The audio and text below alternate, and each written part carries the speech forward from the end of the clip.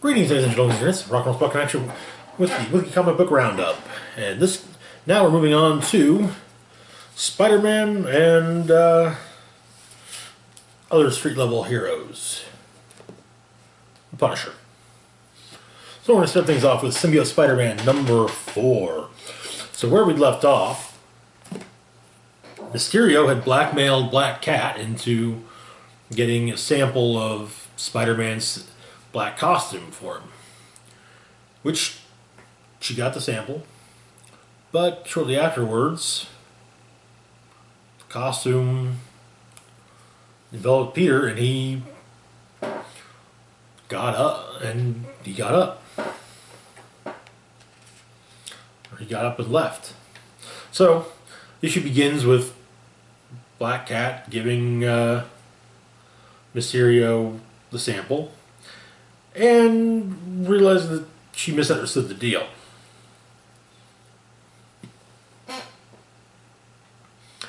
Mysterio explains that he never said he was going to give Black Cat the file, only that he would not give it to Spider-Man. So she gives him the sample. Spider-Man's following.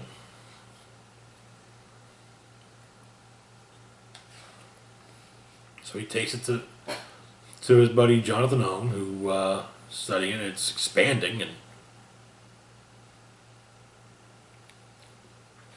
however, Fisk calls up Owen, wants an update on his work, or on his research into Cloak's powers. So Mysterio is left alone with the contained symbiote, and Spidey shows up and just beats the crap out of him. I mean, we're talking one punch shatters that dome on his head. However, while he's trying to recover the lost bit of the symbiote, security shows up and Spidey gets rid of him, webs him to a wall, and escapes just in time for Kingpin to see that he did that. However, he also notes that Mysterio is present, and so has Mysterio brought upstairs and interrogates Mysterio. During the interrogation, however, the piece of the symbiote that was cut off got stuck on Mysterio and spreads and allows him to break his bonds and smack around his captor and escape.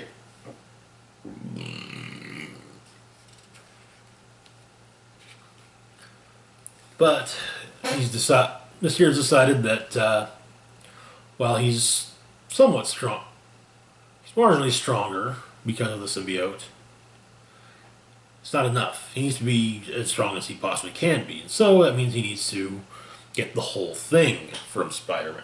The whole symbiote from Spider-Man. Speaking of Spider-Man, Aunt May calls Peter and asks him to meet her for breakfast. So because, they haven't talked much lately. So he heads out. Black Cat watches from a distance, but Mysterio follows, and so Spidey and Mysterio manages to knock out Spider-Man, and then tries to take the rest of the suit, but can't figure out how to get it off of him.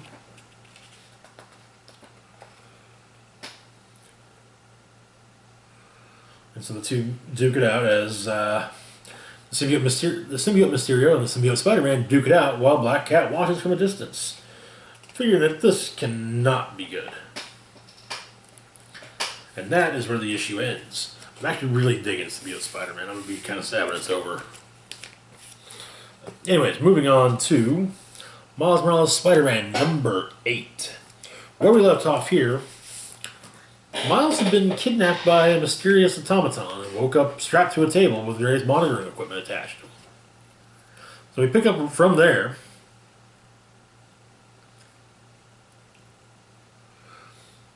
And he's dealing with an entity referring to itself as the Assessor. And basically, telling Miles if he doesn't comply, his friends and family will be killed, or at least disciplined. Well, at the very least, hurt, if not killed.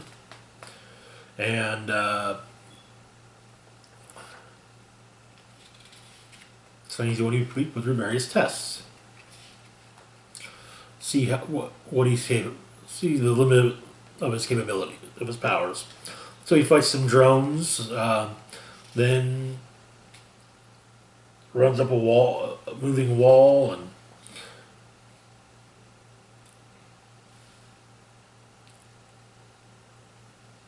in part to see what the adverse effects of exhaustion on Miles's dermal adhesive capacity is. But he's put through various tests with his powers.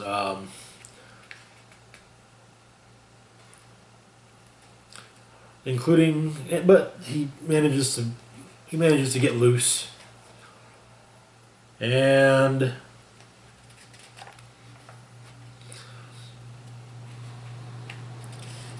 turns out it was all a ploy.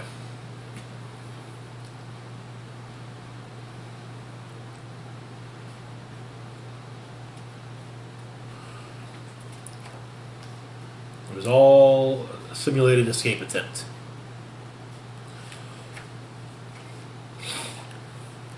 That's where the issue ends. So, from here on out, by the way, the champions will be part of the Spider-Man series group, if it wasn't already. I think it already was, but yeah, I probably just wasn't trying to, or I was putting with everything else. But yeah, Spider-Man will be part of it because Miles might not currently be a member, but he's a member. So, moving on to Champions number 7. So, where we left off here, alright, so, early in the series, Miles, Amadeus Cho, Viv Vision, and Miss Marvel were on a mission, and things went sideways, and Viv Vision and Miss Marvel were killed. So, Mephisto came along and offered Amadeus and Miles a deal. No strings. He turned things back so that they could save their friends. So they took him up on it.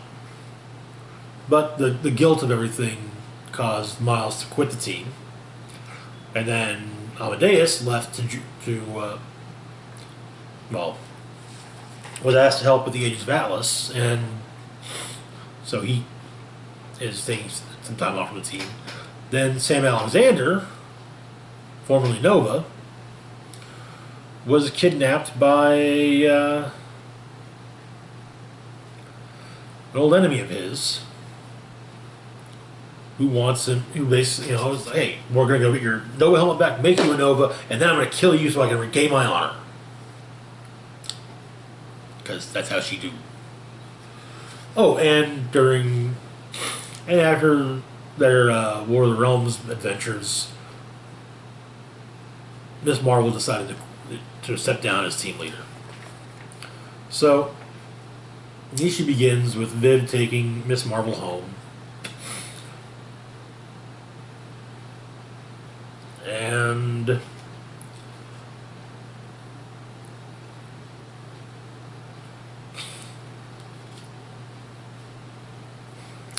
Miss Marvel explains to Viv that she's got to be a better her before she can be better for everyone else. But Viv volunteers to lead the team in her absence, and so she heads off. But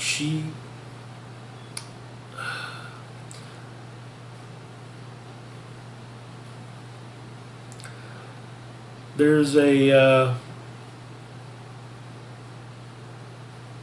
regressive feedback loop within Viv that is Viv 2.0.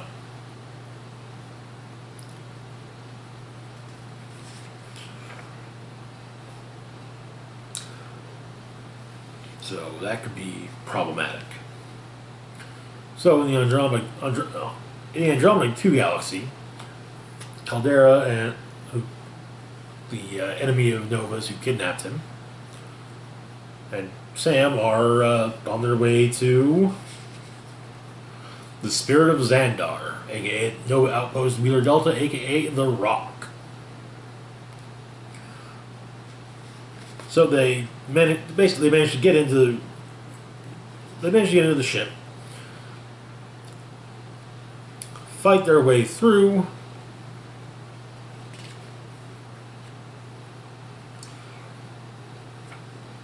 make their way through, and eventually they find themselves. Scott Adsit comes to find them, and he gets taken prisoner by Caldera, and he's like, okay, you're going to take us to where Nova's helmet is. Well, it turns out that the helmet, one, they can't power up the helmet, but it's also been stolen.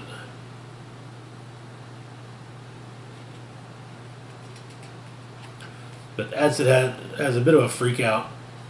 It's everything.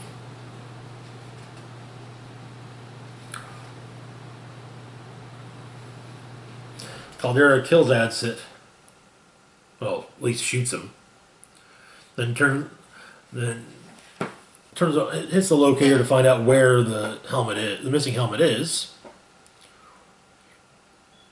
which it's on Earth, and so it tells Sam that they're going to go back to Earth, get his helmet, and then Noah will die. There's also an explanation. Remember, the Thieves Guild stole the helmet, and so yeah, that's why it's on Earth. And that is it for this issue. Next up,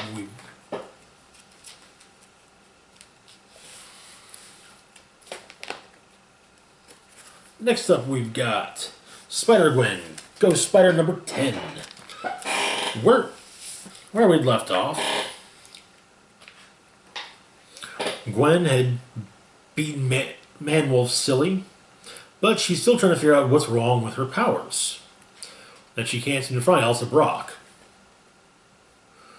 So the issue begins, she stops some criminals and decides that if she can't find Elsa Brock, maybe she could ask one of Elsa's interdimensional counterparts, namely Eddie Brock. Because, yeah, that's always a great idea. Ask Eddie Brock for help. Be a spider person, ask Eddie Brock. But, yeah. So she comes to Earth 616, and her powers probably stop working, at least momentarily. She manages to track down Spidey. They talk she gives him an update of what's going on. They talk for a bit. Hot dogs. They team up to fight the Swarm. Okay, so Swarm is a crazy Nazi scientist who is a sentient swarm of bees. And he got the brilliant idea, which it's actually a really smart, it's not actually a dumb idea, it really is kind of a brilliant idea, to take over the skeleton of a Utah raptor. So, making himself Dino Swarm. So, Spider-Gwen and Spider-Man punch some bees, and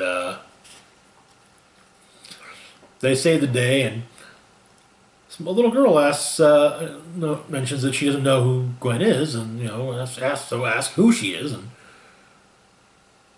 it's like, oh yeah, Gwen obviously her identity here. She can't be Spider-Woman because Jessica Drew would kill her. And so, Ghost Spider. She's Ghost Spider. But she also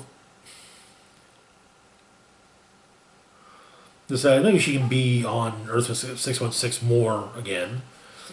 Especially if the curriculum at Empire State is as good as he says.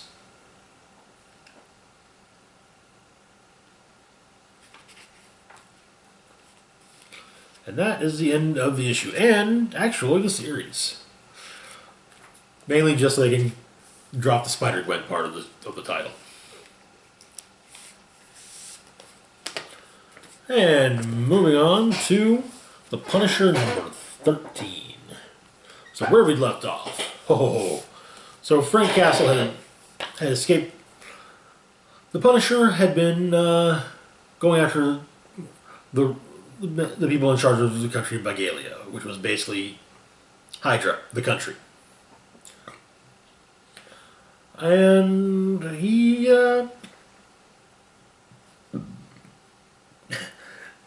he pissed off Baron Zemo enough that Zemo set off a nuclear warhead in the country's capital. Frank would eventually make his way back. And so, the issue begins in Borum Hill, New York.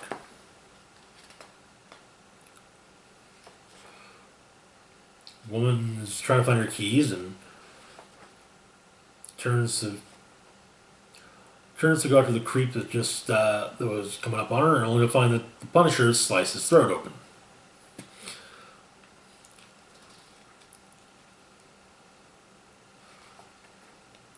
But she's Hydra, so the two of them duke it out. Frank doesn't kill her, at least that we see, but at least get some information from her. At City Hall, Mayor Fisk has a chat with the leader of Bagalia, Baron Zemo.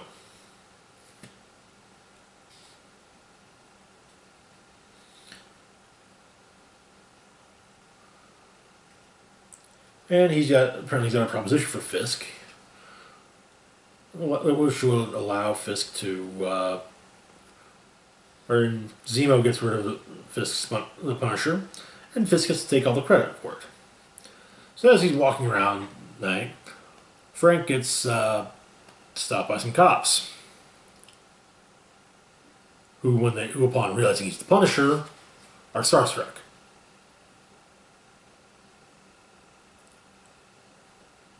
But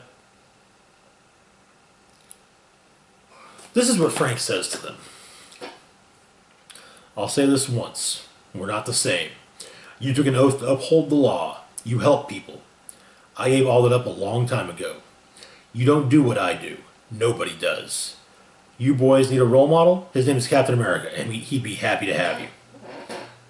He says that as he tears up the Punisher sticker that's on the patrol car they're in. They claim that he,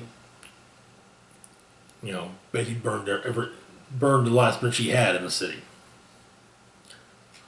But someone is following him.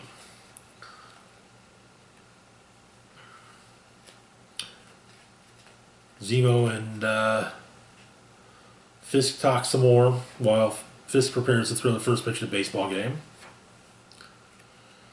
Then in Queens, Frank comes upon the bar with no name, finds out what's going on.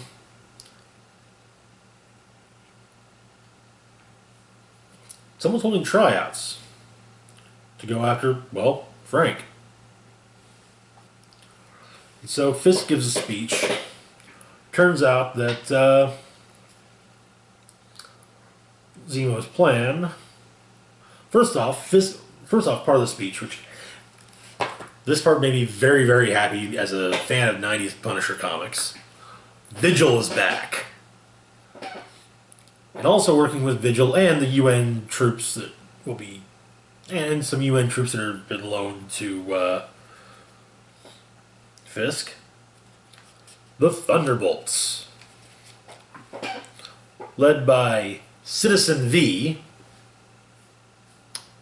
Zemo in disguise, but also including Ghost, Moonstone, Fixer, Radioactive Man, and Jigsaw in a suit of armor. Because Jigsaw's somehow still the fuck alive. Can't kill that guy. Fucking swear. But yeah.